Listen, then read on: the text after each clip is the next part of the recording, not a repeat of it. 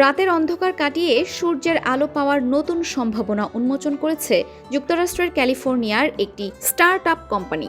Reflect orbitals নামের এই company মহাকাশে আয়না স্থাপন করে রাতে সূর্যের আলো প্রতিফলিত করে সৌর প্যানেলের বিদ্যুৎ উৎপাদন বাড়ানোর পরিকল্পনা করছে। রিফ্লেক্ট অরবিটালসের প্রতিষ্ঠাতা ও সিইও বেন নোয়াক বলেন, সূর্যের আলোই এখন নতুন তেল এবং মহাকাশ বিদ্যুৎ অবকাঠামোর জন্য প্রস্তুত।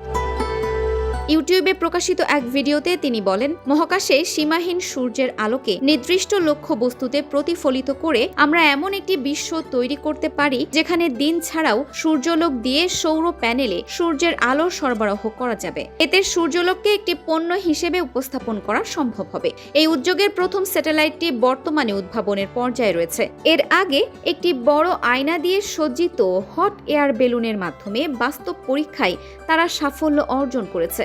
স্টার্টআপটির ওয়েবসাইটে বলা হয়েছে, যে কেউ চাইলে সূর্যের আলো অগ্রিম বুক করতে পারবেন। 2024 সালের 23 অক্টোবরের মধ্যে একটি ফর্ম পূরণ করতে হবে।